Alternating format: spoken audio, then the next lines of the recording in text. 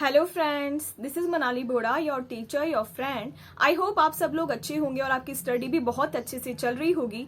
तो फ्रेंड्स, हम स्टैंडर्ड और ऑडिटिंग का रिवीजन कर रहे थे और आज जो ऐसे हम कंप्लीट करने वाले हैं वो है ऐसे 260 and 265 communication with the TCWG. और सेकंड जो ऐसे है वो है इंटरनेट कंट्रोल की डेफिशिएंसीज को कम्युनिकेट करना टीसीडब्ल्यूजी को। ये दोनों ही ऐसे हम आज रीड करेंगे।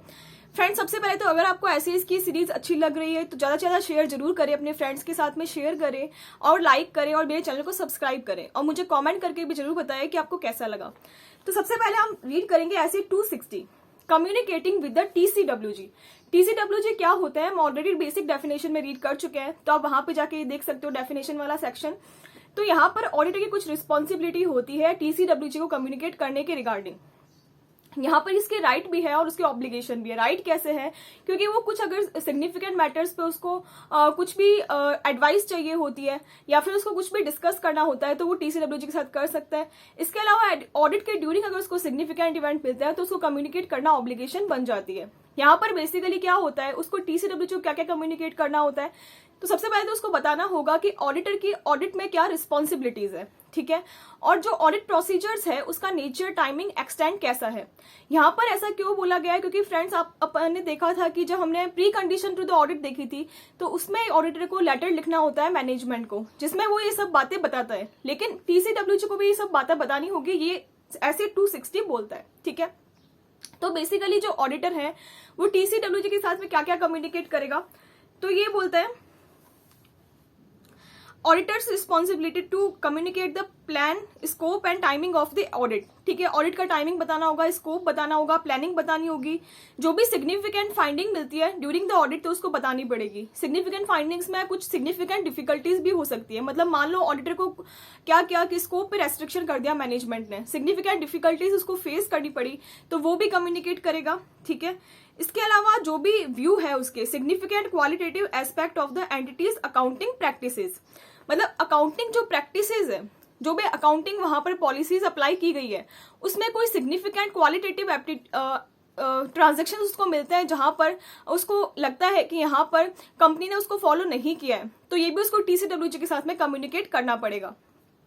नेक्स्ट ये क्या बोलते हैं, unless all TCWG involved in the managing entity material weakness in the design, implementation and operating effectiveness of the internal control। तो ये क्या बोलता है, अगर TCWG मैनेजमेंट में इन्वॉल्व नहीं है तो उसको क्या करना पड़ेगा, जो भी इंटरनल कंट्रोल के अंदर डिजाइनिंग में, इम्प्लीमेंटेशन में या ऑपरेटिंग इफेक्टिवनेस में उसको वीकनेस लगती है तो वो कम्युनिकेट करेगा। क्योंकि अगर टीसीडब्ल्यूजी मैनेजमेंट में नहीं है तो मैनेजमेंट ने जो भी कंट्रोल्स लगाए हैं उनकी वीकनेस को कम्युनिकेट करना पड़ेगा।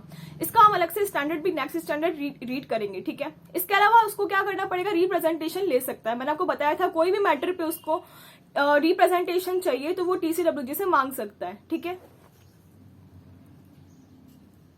कोई भी ऑडिट के रिगार्डिंग रेलेवेंट इन्फॉर्मेशन है तो वो भी मांग सकता है।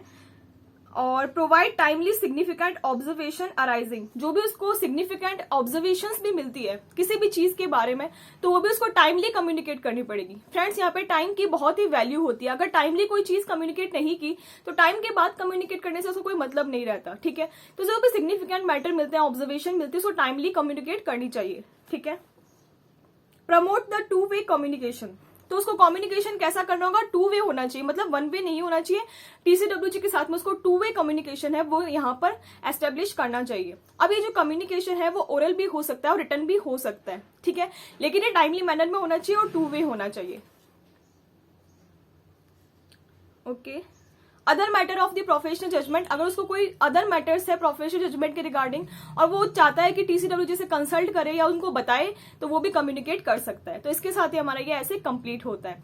नेक्स्ट ऐसे बहुत ही छोटा है इसलिए मैंने इसके साथ में करवा रही हूँ आपको, ऐसे 265 communicating the deficiency in the internal control to the TCWG. यहाँ पर क्या होता है कि जो भी इंटरनल कंट्रोल की डेफिशिएंसीज है उनको यहाँ पर कम्युनिकेट करना होता है। यहाँ पर ऑडिटर एक लेटर ऑफ वीकनेस बनाता है और वो टीसीडब्ल्यूजी को उसमें वो कम्युनिकेट करता है।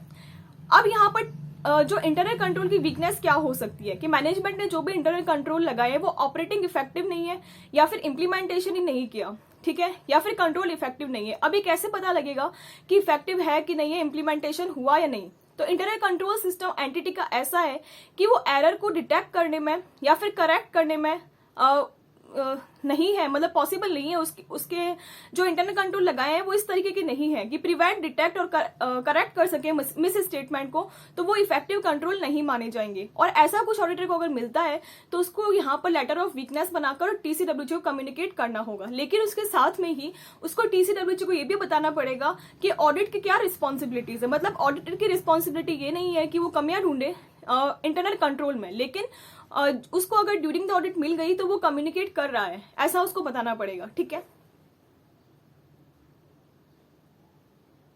ठीक है। तो ये बोल रहा है miss statement in the financial statement timely basis पर कम्युनिकेट करनी चाहिए।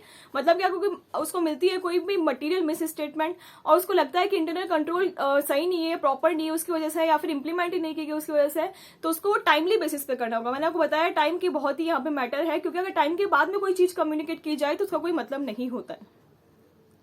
ठीक है, ठीक है। तो वो TCWG कम्युनिकेट करेगा और उसको एक्सप्लेन करेगा कि उसके ऑडिट का पर्पस क्या है। इसके साथ ही हमारा ये ऐसे कंप्लीट होता है। आई होप आपको समझ में आया होगा। अगर अच्छा लगा तो लाइक, शेयर एंड सब्सक्राइब जरूर करना और मुझे कमेंट सेक्शन में लिख के जरूर बताना आपको कैसा लगा। तो stay positive, always believe in your self. All the best.